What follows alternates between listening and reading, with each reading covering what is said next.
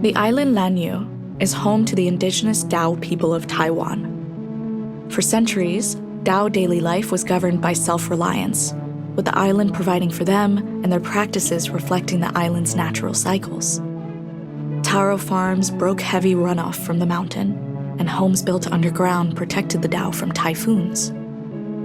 But since it's been open to the public, Orchid Island's undergone tourism, industrialization, and environmental degradation, dramatically changing the landscape of Lanyu, especially for the younger generation. Hafaday and welcome to Inherited. We share the work of young audio storytellers, hoping to uplift a new generation of climate advocacy. I'm your season host, Shaylin Martos, and this is Season 3, Episode 8, Island of People. Today's storyteller, Keerti Gopal, spent a year in Taiwan as a Fulbright National Geographic Storytelling Fellow, and much of that time with the Dao of Lanyu. She built community, meeting new friends through not-so-old friends, and listening to the stories of older generations. Today, she shares the voices of Dao friends she met along her journey on climate resilience and cultural memory. Here's Keerti Gopal with Island of People. Picture this. The sky is black and full of stars with a crescent moon overhead, and we're treading water in the middle of the ocean. In reality, we're not that far away from the shore, maybe a quarter of a mile. But in the dark of the night, the water looks endless, stretching out on all four sides. We're equipped with flippers and snorkeling gear and underwater flashlights, and there's 4 of us, fanned out in a circle around our leader, Shunji. We drop our eyes below the water's surface so we can see him scour the ocean floor, our underwater light beams trained on the sand below. He pauses. He's seen something that the rest of us don't, and his body rolls over into a dive. This isn't the first time I've seen Shunji dive, but every time it's just as striking. When he dives, he goes down gracefully, gliding headfirst to the ocean floor and piercing a fish with his spear, or wrestling a mollusk from between 2 rocks.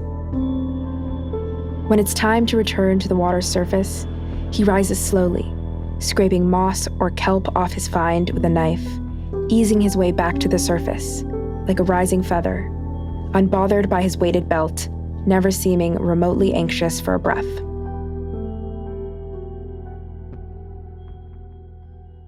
I met Shunji through a friend while I was staying on Lanyu, an island off the coast of Taiwan, where I was doing research on climate action and resilience. Lanyu, or in English, Orchid Island, is a volcanic island that has been occupied for centuries by the Dao people, now categorized as one of Taiwan's 16 indigenous groups. In the Dao language, Dao means simply people, and Lanyu is called Ponzo no Dao, Island of People.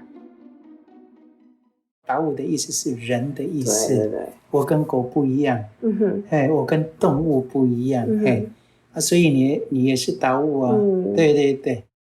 This is Xiaoman Womaras, an elementary school principal on Lanyu. He's speaking Mandarin, which is the main language all these interviews are in.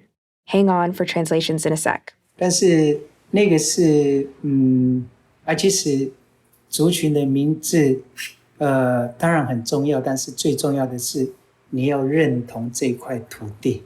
OK， 那个才是最重要的。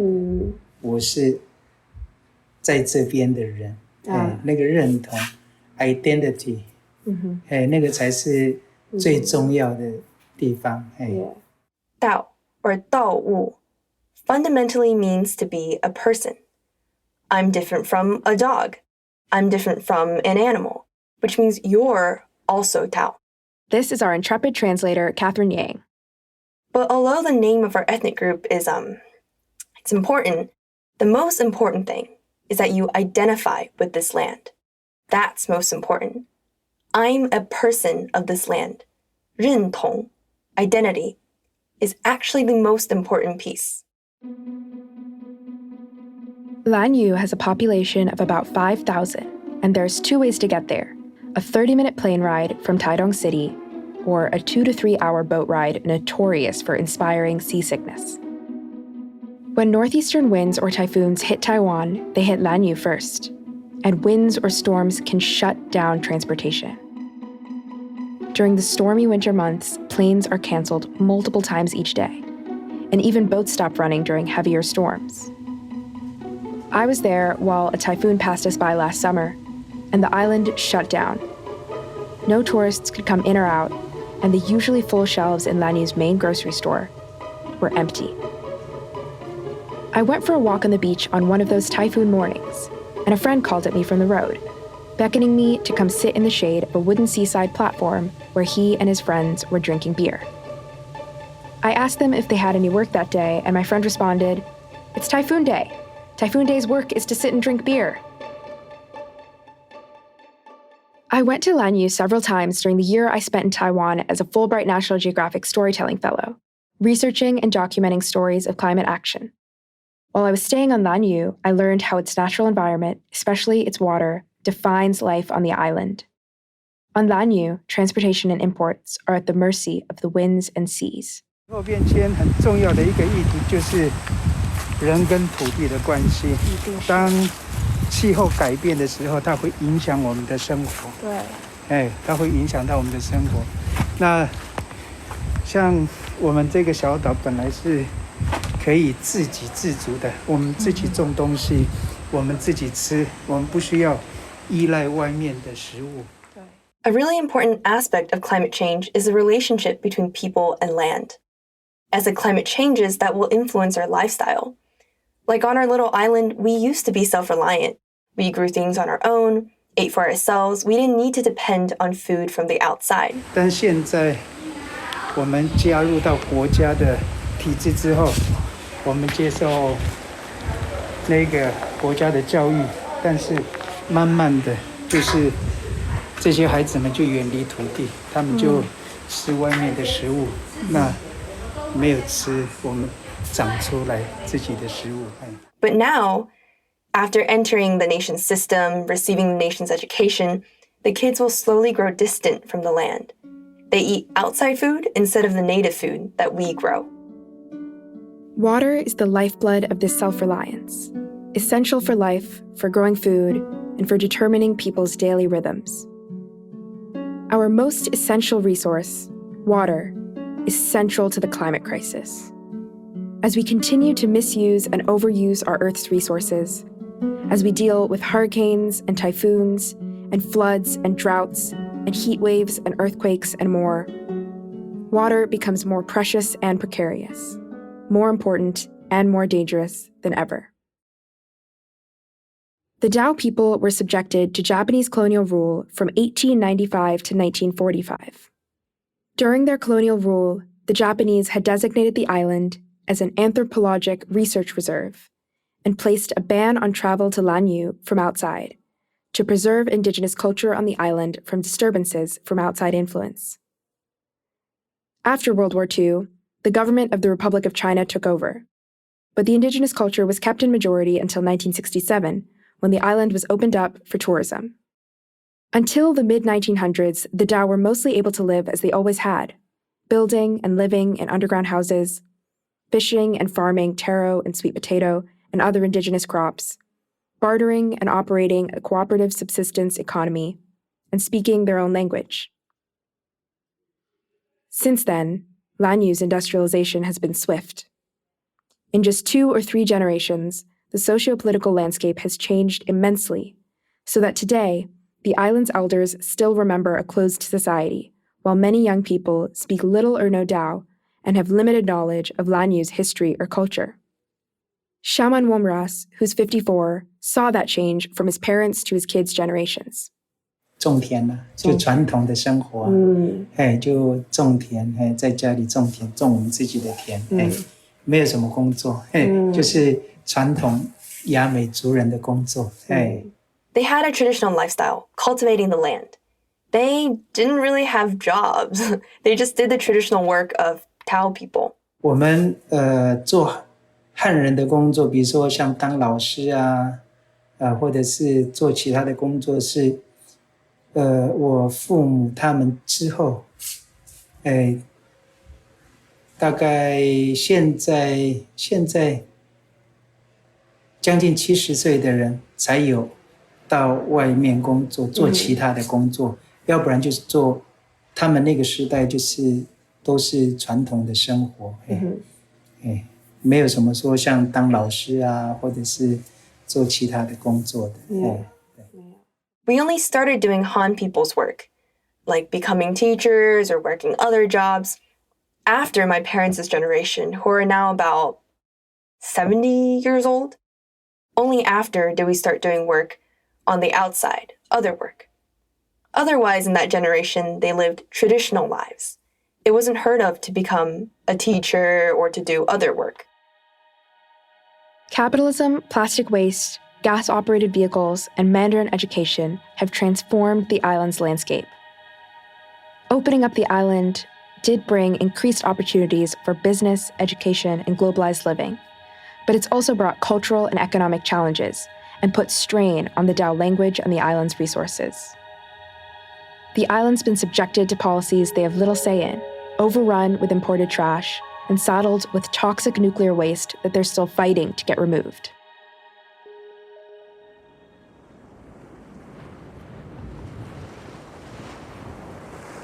When I traveled to Lanyu for the first time, it was December, and the waters were rough.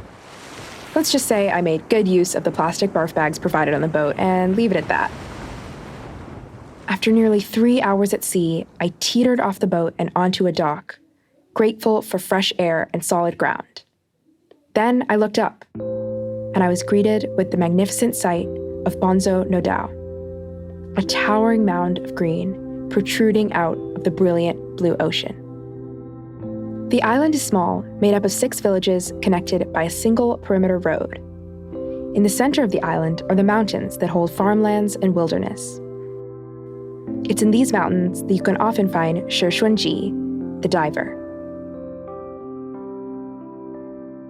Shishunji lives behind the island's one post office, underneath the guest house that his son and daughter-in-law run, and he spends a lot of time sitting outside his house there on some folding chairs.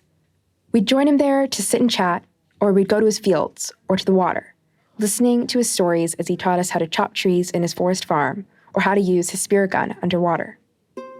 Here he is trying to teach me how to chop down a tree. Okay.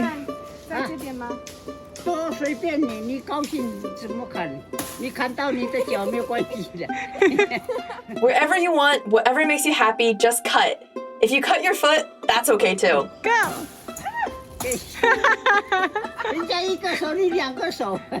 Everyone else uses one hand, you're using 2 hands. Shishunji is always laughing, often at us, but just as often at himself. He never takes things too seriously, and when young tourists came to the island for a day trip or a weekend, he'd welcome them into our adventures. We called him Maran, the Dao word for uncle, a respectful term on the island for an older man. He called me Qiao Ke Li, the Mandarin word for chocolate, an affectionate term for me because I'm brown. Shishunji told us about the Lanyu of his childhood, his memories of a subsistence economy where people would fish and farm for the things that they needed. 以前我们都是有的时候我们我都会去拿了，拿了有时候吃不完太多的时候我就送给别人。 Before, we would just get everything ourselves. If there was too much to eat, we'd give it to others. 绿岛人他们以前有船，抓鱼的渔船，不像我们这个兰屿人观念跟他们不一样，他们是抓鱼去赚钱，我们是挖地瓜吃吧，他们抓鱼赚钱买米吃了，这样，这不观念上就是不懂是这样。 Green Island people used to have boats for catching fish. Their worldview is different than us Lanyu people. They catch fish to earn money, but we harvest sweet potatoes just to eat. So they catch fish to earn money to buy food to eat, and we harvest to eat. So that's how our mindset is different. Shishunji has been diving in Orchid Island's oceans since he was 5 years old. He never told me his exact age, but that's something like 70 years ago. He knows these waters like the back of his hand, After we dove, he'd often comment that the waters have changed drastically in his lifetime. 你觉得海里的东西有什么变化？从小时候到现在，可以再说一遍。变化太多了呀。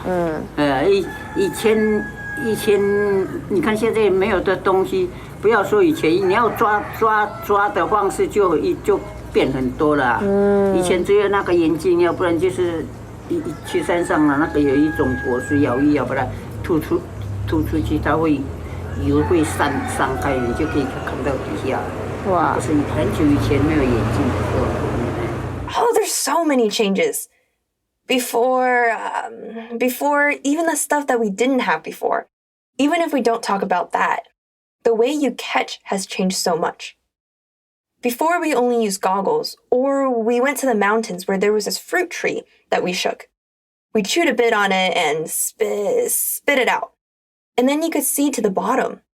They did this in the far past when there weren't goggles. He said that when he was young, they dived without any kind of snorkeling gear, staying underwater only as long as they could hold their breath, without any kind of goggles to see through. Back then, he said, the fish and lobster were so plentiful, all you had to do was reach into the water, and you'd be sure to grab one. 都可以用手抓，要不然你根本就你除非要拿石头打。Wow. You could just use your hand, unless you wanted to hit them with the rock. That's not true anymore. On that starry-skied, crescent-mooned night, we didn't get a single lobster. We didn't even see one. I asked him one day why the fish were so much less, and he didn't hesitate. Climate, he said. He said it was the changes in the ocean, weather, the reefs, overfishing, and human interventions. The environment's not the only thing Maran has seen changing. It's also the ways that people are using the environment around them. One day, while we were swimming and looking for fish, several motorboats cut through the fishing grounds. Each time, they left a hazy fog in their wake and a resounding buzz that, from underwater, cut through the ocean's silence. Listening to that sound underwater, I kind of felt like I was getting a taste of what it's like to be a fish. And I asked Maran later if the boats disturbed them. Of course, he said. Boats don't have eyes. They can't see the fish. They just go right through. Maran was swimming with a rope that held a life preserver, a red and blue netted bag to hold his catches, and a fishing gun. A long wooden contraption with a spear at the end, where when you pull the trigger, the spear shoots off the end, still attached to the rope, and pierces its prey. We swam for over 2 hours, and he only shot one fish. It was small and bright yellow, and he watched it carefully for several long moments, positioning his weapon before pulling the trigger and puncturing its center. The fish continued to struggle as he wrestled it, by hand, off the end of the spear and dropped it in the netted bag. A few more times throughout the dive, we spotted other fish that might have been hunted, but each time he just laughed and shook his head. I don't like eating that one, he'd say, and swim on. Later, Laura and I asked him if they used to have those kinds of guns when he was younger. 没有那个枪，没有那种枪。上次以前那里以前没有那么多铁啦。没有铁，没有铁。那我再给你讲一个故事啊。那个人家喝的那个酒瓶，要不然就是用完的酱油瓶子，然后丢掉，我们老人家把它拿回家，拿回家做什么？然后里头我用的。哦，什么 ？Like they cut your hair with the 那个玻璃打破，然后再给它再用那个理头发。啊，你是想理光头的话，我帮你理。你可以吗？你可以帮我剪。对呀。Hello。不然你拿酒瓶给它打破，我帮你刮。帮我刮，头发。So you didn't have this type of gun? Oh, in the past, we just didn't have that much metal. None? No metal? Let me tell you another story. The liquor bottles that people drink from, like the used-up soy sauce bottles, they would throw it away. The elders would bring it back home to use it for what? They would still use it inside. What's that? Oh, like they'd cut your hair with it? If you want to go bald, I can help you. If you get a bottle and smash it, I can help you shave. Help me shave. Sir Shunti told us a lot of stories about the past and the way he remembers people living on Lanyu when he was younger, before the pressures of tourism, industrialization, and environmental degradation. But he didn't want to stay in the past. He told us to look to the future. 一直给什么顾着以前的那个生活观念不好了，是什么年代往哪里走，你要跟着年代走了，不能一直延续你的生活，你延续你的生活不是办法。If you keep sticking to the lifestyle mindset of the past, that's not good. Whatever direction the times are taking you, you need to go in that direction. Continuing with the old life is not the way. This episode is brought to you by Indeed. When your computer breaks, you don't wait for it to magically start working again. You fix the problem. So why wait to hire the people your company desperately needs? Use Indeed's sponsored jobs to hire top talent fast. And even better, you only pay for results. There's no need to wait. Speed up your hiring with a $75 sponsored job credit at Indeed.com/podcast. Terms and conditions apply. You know that feeling when someone shows up for you just when you need it most? That's what Uber is all about. Not just a ride or dinner at your door. It's how Uber helps you show up for the moments that matter. Because showing up can turn a tough day around or make a good one even better. Whatever it is, big or small, Uber is on the way. So you can be on yours. Uber, on our way. My cat Freddie loves to be brushed and cuddled. But stirring up his cat allergens meant sneezing and itchy eyes. Then I found Purina One Live Clear. It's cat food that reduced the major allergen and my suffering in as little as 21 days. Now, we feel closer than ever. If you have issues with cat allergens, you really need to try Purina One Live Clear. Try new Purina One Live Clear today. Purina One, a difference from day one.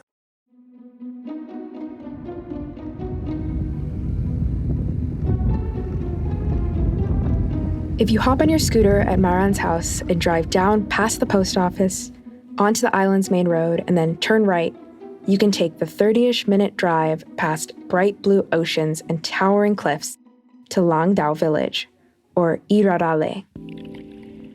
When you get there, you'll be met by a bright, colorful pier with a smattering of shops and stalls selling foods like flying fish, or little souvenirs and jewelry. You'll pass a beach lined with the Dao's traditional red and white wooden fishing boats and turn into the village, where you'll drive through increasingly narrow roads until you're forced to dismount and go by foot.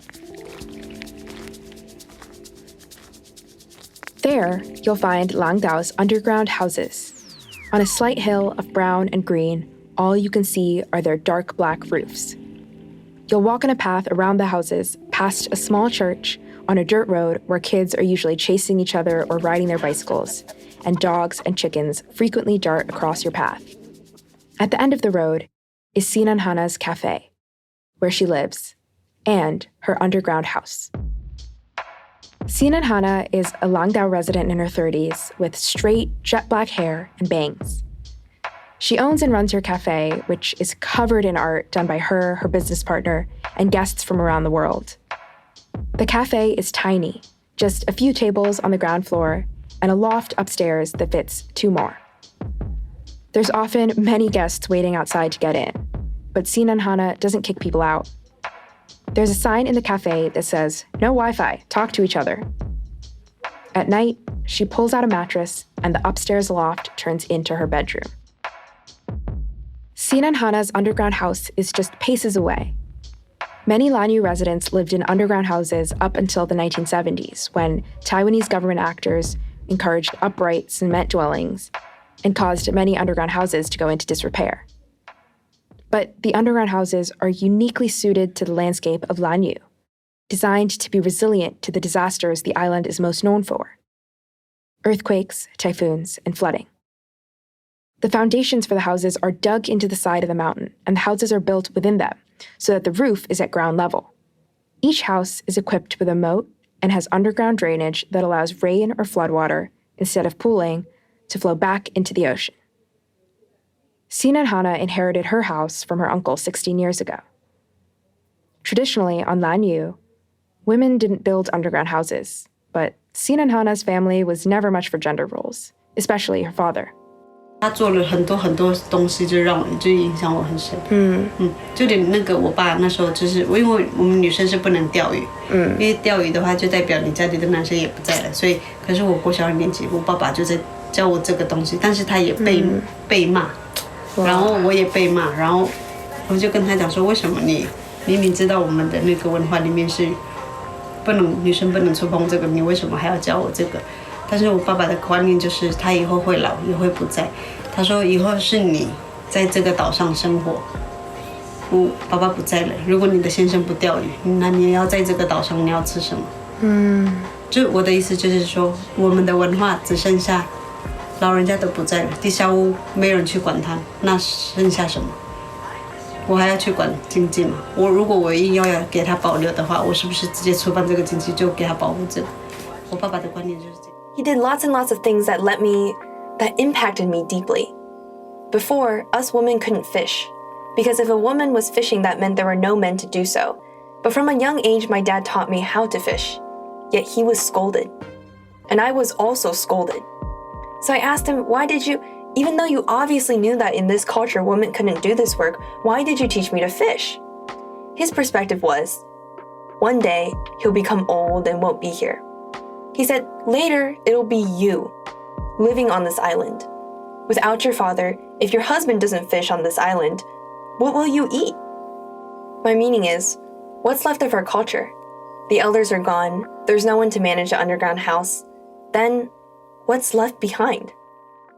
Sin and Hana's parents emphasized self-reliance. 然后我妈妈给我的影响就说，她就跟我讲说，你们年轻人很可怜，因为都不种植，就是不种东西了，你们都依靠外面的东西进来，就是农会买东西。然后我就说，为什么还很可怜？她说，以后如果这个船它坏掉了，然后天气又不好，如果都进不来，这边没有食物，你们要吃什么？ In the influence that my mother gave me, she told me, you young people are pitiful because you don't grow food. You don't grow anything anymore. You all only rely on outside things coming in and buying things. But I said, why is this a pity? She said, if this boat breaks and the weather is bad and nothing can come in, and there's no food here, what will you eat? Sin and Hana knew people would talk, seeing her as a woman building a house, but she didn't care. She started renovating the house, which was in total disrepair, learning from her uncle and others as she worked. Last year, she opened the house as an extension of the cafe, a co-working space, and a hub for community orgs to meet and do activist or cultural programming. 就像这个房子一样，我为什么想要做这个？我可以不要让人家知道我在做这一块，但是我希望有第二个人，就是后面的人会觉得说，有人在做了，你不要怕，你只有你一个人。对对，我希望是有这种动力。我第一个被炮轰，可能老人家觉得这个女生为什么要做这些东西？没关系，后面的人会让他们觉得，有上面的人已经有走过去了，我相信可以，就是我们可能前面的是已经帮忙砍草，后面的人会比较轻松一点。但是我希望让他们可以知道，就是这些东西到底意义在哪里。Like this house. Why did I want to do this? I could have not let other people know about this here, but I want people in the future to see that people are already doing this. You don't need to be afraid that you only have yourself. I hope that there's this kind of motivation. I was the first to be reprimanded by the elders who thought, why is this girl doing this kind of thing? I thought, no problem. Because other people have walked this path before. Because we lay down this path, people in the future may have an easier time. But I hope it'll help them understand where the meaning of all this lies. The inside of Sin and Hana's underground house is warm and inviting. You walk down some stone steps lined with big green plants and walk through a clear plastic curtain into what feels like an underground cabin, all wood, with books and art covering every wall. Again, most of the art is made by Sin and Hana and her friends. A lot of it is from repurposed trash she's rescued from Lanyu's shores. The underground house is an important piece of Dao history and culture. It came up again and again when I spoke with residents about climate resilience and cultural memory. The houses were built with deep knowledge of the unique landscape of Lanyu, with the understanding that safety and lifestyle are specific to the environmental parameters of a place. So much of our current climate crisis comes from human beings trying to force themselves onto our natural environment and bend it to our will. We cart genetically modified crops on high-emitting planes and trains for thousands of miles so we can ignore our local seasons. We burn fossil fuels to keep our buildings temperate all year round. We systematically mine every corner of the earth for resources so that the wealthiest among us can be comfortable. Sinanhana and I spoke about this often. Comfort is overrated, she said. She remembered how her father used to sit outside her cafe in the sweltering heat, refusing to come indoors. 在里面，在角落里面，可是因为真的太热，因为客人他们就是什么都怕热的事。那时候我爸爸在外面雕刻，我就叫我爸爸说：“你要不要进去坐在客人旁边那边雕刻？你这样太热，因为其实他心脏如果太热他会喘，因为他心脏不太好。然后他就说，他说冷气会让人家懒惰。但是他的意思就是说，太舒服的地方，太安逸的地方，会让一个人变成一个草莓族。” Inside in the cafe, because it's really too hot, customers, they would all be afraid of the heat. My father would be outside carving and I'd say, "Do you want to come inside, sit beside the guests and carve?" Because it's too hot. Actually, his heart, if it's too hot, he would hyperventilate because his heart isn't in good health. Then he'd say, "AC will make people freeze." But his meaning was, a place that's too comfortable, too easy will make a person become 草莓族. A strawberry, pampered, easily bruised, and unaccustomed to hardship. Too much comfort isn't the answer. For Sinanhana, ideas around comfort relate directly to climate change and how we live with our land. Adaptation will require something more than comfort. The underground house is attuned to the natural environment, a means of resilience that requires deep knowledge of water and storm patterns that could otherwise be deadly. For centuries, Lanyu residents have relied on their natural water sources for sustenance. Like Sirsunji, many have found food in the waters around the island, through diving and fishing on small, traditional wooden boats that have become increasingly rare as motorized fishing grows. But they've also relied on water that comes from the rain, for drinking, cleaning, and growing their food. And on an island that's susceptible to storms, water can be a gift or a means of destruction. 所以这个水对我们人来说，它可以变成恶，变成魔鬼，变成天使。So this water, to us, it can become evil, become the devil, become the angel. That's what Shaman Nyalignuk told me as we sat on a forested mountain near the rainwater source of his family's water-bedded taro fields. Shaman Nyalignuk, who also goes by Awen, is close to 50 years old and runs a convenience store in Ivalino, or Yeyin village.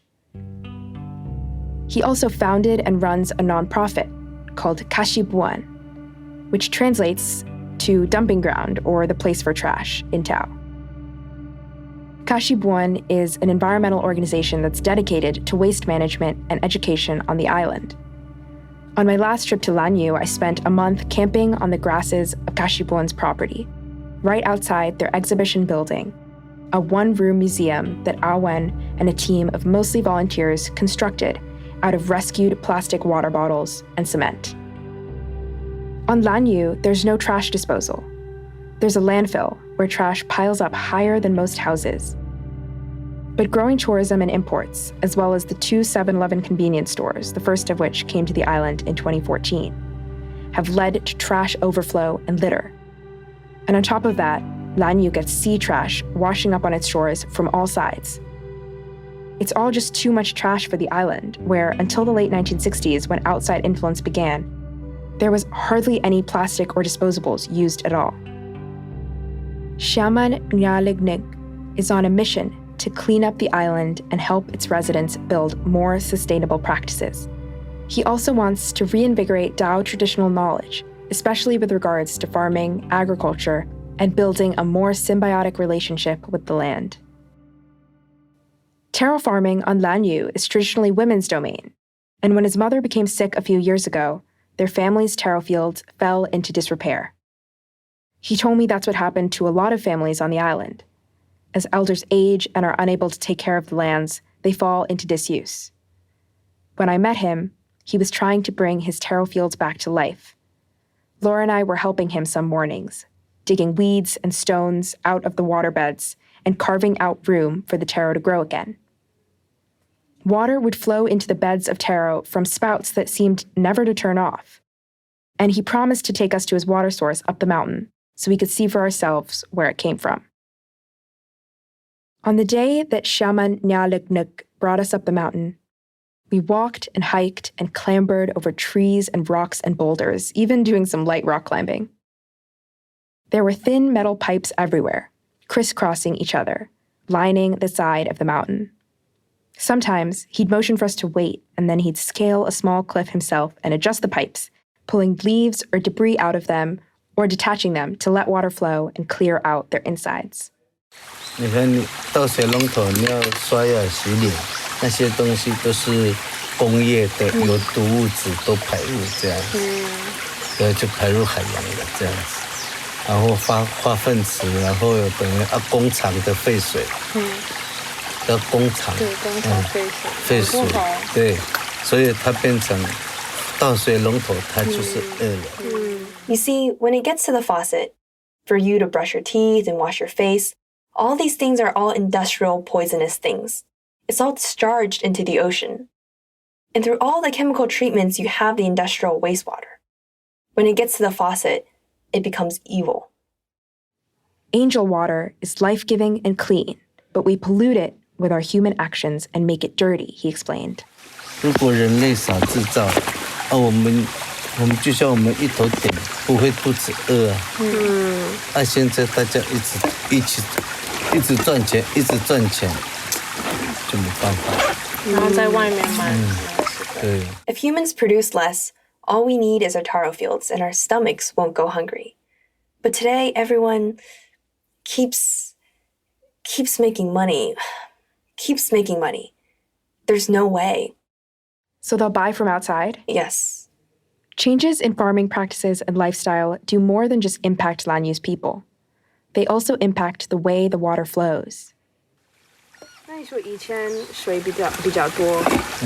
就是水就这样，水它就是这样。我们够用，这个水够用。有下大雨的时候，它会把分配。它不会集中。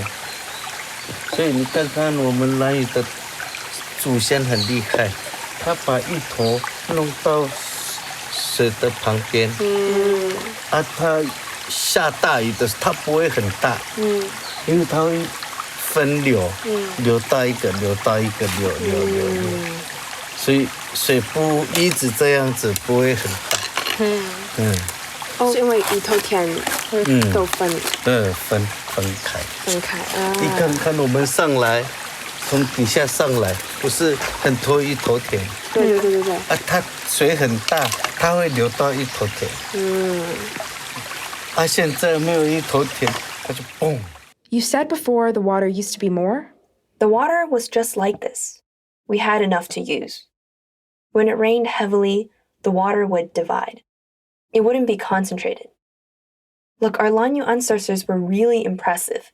They put the taro fields next to the waters, so when it rained heavily, the water wouldn't be too much, because there were separate flows, each in each flow. So the water always like this wouldn't be too much. So the fields would separate the water? Yes, they'd separate. You saw when we came up here, from the bottom to up here, weren't there a lot of abandoned taro fields? So the water would be too much and flow to the taro fields. Now without the taro fields, it'll go boom. Shaman Nyalegnuk is describing a flood management technique that was employed by Lanyu's taro farmers. They'd built the taro farms into the mountain, each irrigated by the same unbroken flow of rainwater coming from the top of the mountain. With each field the water hit, its flow would lessen, so that by the time the water reached the road and the shore, it had lessened enough to avoid a landslide. Now, without the taro fields as mitigation, the water pours down the mountain all at once and could flood the roads. Shaman Nyalegnuk talks a lot about our changing relationships with the natural world. 就是要跟大和平相处。它反扑的时候，人类就是在敲了。You need to peacefully get along with it. You need to repeatedly tell it that humans are weird. 兰屿是最好，就人类住的地方，兰屿最棒。真的。因为有那个和平。Lanyu is the best. Of places where people live, Lanyu is the best. Because it has the peace? Yes. 但现在大家都不知道了。But now people don't know. 一直破坏，一直破坏。They just destroy and destroy. 所以为什么要带你们来看水？的意思是这样。So why did I bring you to see the water? The meaning is this. 让你们知道，你们可以分享给更多人。要不然他们不知道这些事情。对啊。To let you know. So you can share with more people, or else they wouldn't know things like this. 未来我不知道。The future, I don't know. 我现在只要就是让它减缓它的速度而已。减缓它的速度。那个发展的话嘛，还是破坏？对，破坏、减缓，就是不要那么严重。Right now, I just want to just reduce its speed. Reduce its speed of development or destruction? Yes, destruction. Reduce, just make it not too severe. 用小小的力量可以改变很多事情。Using just a tiny, tiny might to change. 我相信那个力量。I believe in that might. 就像我做开始不完，一个人开始，慢慢来，很多人知道了。我很相信那股力量。我做就对了，不用想那么多。Like how I'm doing Kasibuan, with one person starting, other people slowly will know. I really believe in that might. Just doing is right. And there's no need to think about too much.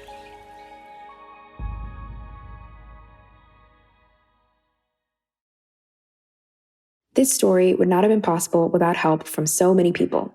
So to shout out just a few of them, first, of course, thank you to my amazing interviewees, Shishunji, Sinan Hana, Shaman Nyalignuk, and Shaman Womras. Thank you to the Fulbright Program and National Geographic Society for funding my work, and to Kashibuan for letting me camp on their grounds. Thank you Song Pinhua and Joshua Sadinsky for supplying sound recordings. And for research and field support, thank you to Laura Huang, Shaman Lamaran, and Professor Tsai Hui Min. And, of course, a huge thank you to Catherine, Georgia, Jules, Shaylin, and the rest of the incredible Inherited team. Hey folks, it's Shaylin again. Thank you so much for listening to Island of People by Keerti Gopal. That's our final episode of Season 3. For those of you who have stayed with us throughout this season, our producers, storytellers, and creatives sincerely thank you. And if this is your first time listening to Inherited, there's 3 whole beautiful sound-rich seasons to catch up on.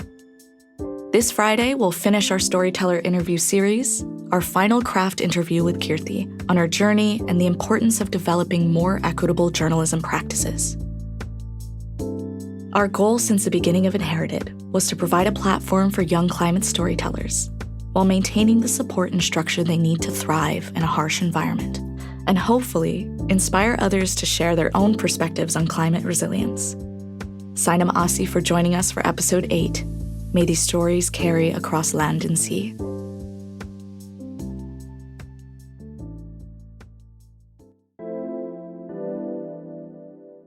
Inherited is brought to you by YR Media, a national network of young journalists and artists creating content for this generation.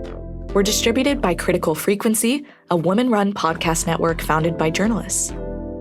The story Island of People, featured in today's episode, was written, produced, and voiced by Keerti Gopal, an Inherited Season 3 storyteller. Translation help and voicing by Catherine Yang. I'm Shaylin Martos, your Season 3 host and producer. The co-creators and senior producers of Inherited are Georgia Wright and Jules Bradley. Our audio engineer is James Riley, and our audio engineering fellow is Christian Romo. Dominique French and Nige Turner provided production support, and our intern is Esther Omalola. Our executive producer is Amy Westervelt from Critical Frequency. YR's director of podcasting is Sam Chu, and our senior director of podcasting and partnerships is Rebecca Martin. Original music for this episode created by these young musicians at YR Media: Christian Romo, Anders Knudstad, Noah Holt, Jacob Armenta, Chaz Whitley, Michael Diaz, Sean Luciano Galarza, and Jay Mejia Cuenza. Music direction by Oliver Cuya Rodriguez and Maya Drexler. Other music licensed from APM Music. Art for this episode created by YR's Marjorie Massacat. Art direction by Brigido Bautista. Michelle Rivera is our web designer. Project management from Eli Arberton. YR's creative director is Pedro Vega Jr. Special thanks to Maggie Taylor, Jasmine Burton, Siobhan Graham, Danielle Conley, and Kyra Kiles. Please throw us a rating or maybe even a review on the Apple Podcast app. It goes a long way towards getting these stories out there. You can also follow us on Instagram and Twitter at InheritedPod. If you want to learn more about our show and this season's cohort of storytellers, head to our website at yr.media/inherited. That's a wrap.